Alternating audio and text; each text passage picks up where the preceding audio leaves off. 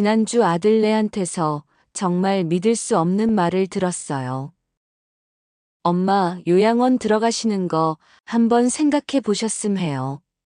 혼자 이 집에 사시기엔 너무 위험해요.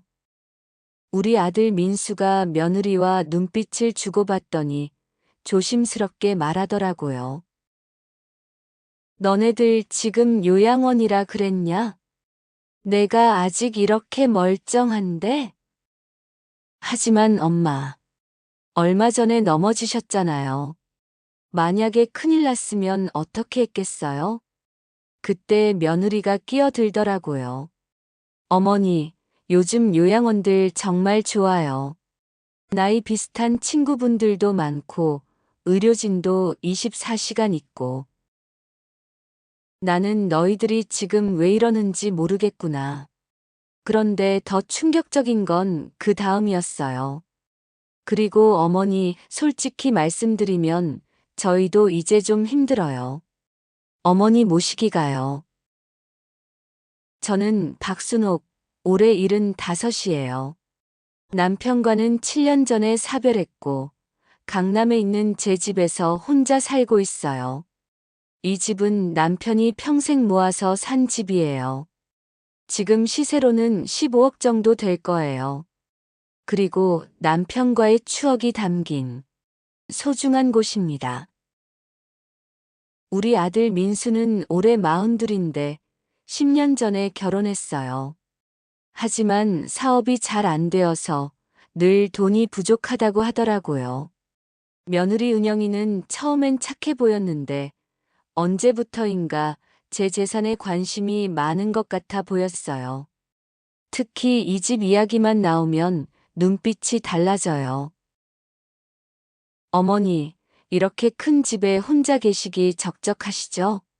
저희랑 같이 살아요. 처음엔 정말 걱정해서 하는 말인 줄 알았어요. 하지만 점점 이상한 낌새를 느끼기 시작했어요. 사실 문제는 6개월 전부터 시작됐습니다. 아들이 갑자기 제게 와서 이상한 제안을 했거든요. 엄마, 우리 집 팔아서 투자를 하면 어떨까요? 지금 부동산보다 주식이 더 수익률이 좋다던데. 뭔 소리야? 이 집은 너희 아버지가 평생 모아서 산 집인데 어떻게 팔아? 하지만 엄마 혼자 이런 큰 집에 계실 필요 없잖아요. 작은 집으로 이사 가시고 나머지 돈으로 투자하면 월 수입도 늘어나고. 민수야, 네가 왜 갑자기 이런 소리를 하니? 그때 며느리가 끼어들더라고요. 어머니, 요즘 세상이 얼마나 빨리 변하는데요. 부동산은 이제 끝났어요. 젊은 사람들은 다 주식이나 코인 투자해요. 코인이 뭐야? 아이고, 어머니는 모르시니까 그냥 저희가 알아서 할게요. 그날부터 아들과 며느리가 계속 저를 설득하기 시작했어요. 하루가 멀다 하고 부동산 전문가나 투자 전문가 이야기를 들고 와서 그러던 중 정말 충격적인 일이 일어났어요.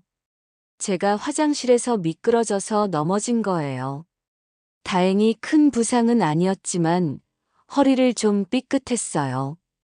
병원에 가서 검사를 받았는데 의사가 그러더라고요. 별다른 문제는 없으세요. 며칠 푹 쉬시면 될 것 같아요. 그런데 아들과 며느리 반응이 이상했어요. 의사 선생님, 저희 어머니 혼자 사세요. 이런 일이 또 일어나면 어떻게 하죠? 글쎄요, 보호자분이 함께 계시거나 아니면 요양시설을 알아보시는 것도. 의사는 그냥 일반적인 조언을 한 건데 아들과 며느리는 마치 기다렸다는 듯이 반응하더라고요. 집에 돌아와서 며느리가 그러더라고요. 어머니, 이제 정말 요양원 생각해 보셔야 할 것 같아요. 이런 일이 또 일어나면 내가 한 번 넘어진 걸로 왜 다들 이렇게 호들갑이야? 호들갑이요? 어머니, 요즘 노인 낙상 사고가 얼마나 무서운지 아세요? 그리고 며느리는 스마트폰을 꺼내서 온갖 무서운 기사들을 보여주더라고요. 어머니 보세요. 혼자 사시던 할머니가 넘어져서 3일 만에 발견됐대요. 이런 일이 어머니한테도 안 일어나라는 법이 있겠어요? 그날 밤 저는 잠을 설쳤습니다. 정말 제가 혼자 죽을 수도 있겠다는 생각이 들었거든요.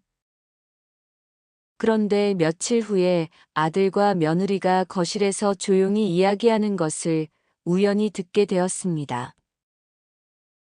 여보, 어머니가 요양원 가시면 이 집은 어떻게 되는 거야? 당연히 우리가 물려받는 거지. 엄마 돌아가시면 상속받을 건데 미리 증여받는 게 세금도 적게 나와. 정말 그렇게 될까? 그럼 이 집 팔아서 우리 사업 자금으로 쓸 수 있는 거네. 서로에게 좋은 거지. 엄마는 요양원에서 편안하게 지내시고 우리는 사업도 잘 되고. 그 순간 머리가 띵했어요. 이것들이 내 집을 노리고 있었구나. 그 다음 날 며느리가 또 요양원 팸플릿을 들고 왔어요. 어머니, 여기 정말 좋은 곳이에요. 시설도 좋고 프로그램도 다양하고.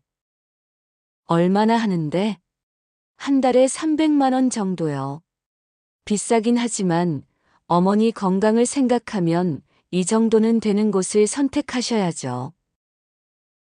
300만 원. 제 연금으로는 절대 감당할 수 없는 금액이었어요. 그럼 그 돈은 누가 내는데? 걱정하지 마세요. 어머니 집 팔면 다 해결돼요. 역시 그거였어요. 제 집을 팔아서 요양비를 내겠다는 거였어요. 그래서 다음 날 제가 좀 알아봤습니다. 며느리가 추천한 그 요양원 말이에요. 알고 보니 며느리 친구가 그 요양원에서 일하고 있었어요. 그런데 며느리가 그 친구한테 수수료를 받기로 약속했다는 거였어요. 동네 부동산에도 가봤어요. 우리 집 시세를 알아보러요. 아, 그 집요? 최근에도 한 분이 와서 시세 물어보고 가셨죠. 젊은 남자분이었는데. 아들이 벌써 부동산까지 알아봤다는 뜻이었어요. 더 놀라운 건 아들 사업이 생각보다 훨씬 심각했다는 거예요. 빌린 돈만 5억이 넘더라고요. 그제야 모든 게 이해됐어요. 아들은 제 집을 팔아서 빚을 갚으려고 했던 거였네요. 며칠 후 아들과 며느리가 또 찾아왔습니다. 그 애들은 계속 저를 설득하려고 했어요. 엄마, 우리 은영이가 얼마나 걱정하는지 아세요? 매일 밤잠을 못 자요. 그래. 그렇게 걱정이 돼? 네, 정말 걱정돼요. 그럼 내가 제안을 할게. 요양원은 안 간다. 대신 필요하면 간병인을 들이고 여기서 계속 살 거다. 그럼 비용이. 걱정하지 마라. 내가 그동안 모아둔 돈이 좀 있다. 그리고 저는 통장을 꺼냈어요. 이게 뭐예요? 아버지가 남겨주신 통장에다 내가 계속 더 모은 거야. 10억 정도 된다. 그 순간 아들과 며느리 얼굴이 새파랗게 변했어요. 엄마, 그런 돈이 있었어요? 내가 죽고 나면 너희한테 주려고 했었던 돈이지. 그런데 너희들 내가 요양원 가면 이 집을 팔아서 사업 자금으로 쓰려고 했다면서? 며느리가 당황해서 변명하기 시작했어요. 어머니, 그게 아니라. 내가 다 들었어. 너희가 어제 거실에서 한 이야기 말이다. 아들이 무릎을 꿇고 사과했어요. 엄마, 정말 죄송해요. 제가 사업 때문에 너무 급해서. 엄마가 네 사업 걱정 안 하는 줄 알아? 하지만 이런 식으로 하면 안 되지. 그리고 저는 제안을 했어요. 이렇게 하자. 네 빚 5억은 엄마가 갚아줄게. 대신 조건이 있어. 조건이요? 첫째, 너희가 진심으로 사과할 것. 둘째, 앞으로는 엄마 재산에 대해서 함부로 계획 세우지 말 것. 셋째, 정말 엄마를 걱정한다면 일주일에 한 번씩 안부 확인할 것. 며느리가 눈물을 흘리며 사과했어요. 어머니, 정말 죄송해요. 제가 너무 욕심을 부렸어요. 은영아, 엄마도 이해해. 젊은 사람들 살기 힘든 거 알아. 하지만 이런 식으로 하면 안 되지. 그 후 6개월이 지났어요. 아들은 빚을 갚고 새로운 사업을 시작했고, 며느리는 정말 달라졌어요. 매주 반찬을 해서 가져다 주고, 안부도 자주 확인하고, 하여간 개들이 달라졌네요. 어머니, 그때 정말 죄송했어요. 어머니가 혼자 계시는 게 걱정되긴 했지만, 제 욕심도 있었어요. 괜찮아, 은영아. 사람이 완벽할 수는 없지. 중요한 건 깨닫고 바뀌는 거야. 지금은 정말 행복해요. 가족이 진짜 가족다워졌거든요. 혹시 자녀들이 재산만 노리는 것 같아서 속상하신 어르신들이 계시다면 너무 성급하게 판단하지 마세요. 대화를 통해 풀 수 있는 일이 많거든요. 하지만 정말 필요하다면 때로는 단호하게 선을 그어야 할 때도 있어요. 가족이지만 서로 존중해야 진짜 가족이니까요. 오늘의 사연은 여기까지였습니다. 즐겁게 보셨다면 구독과 좋아요 부탁드립니다. 감사합니다.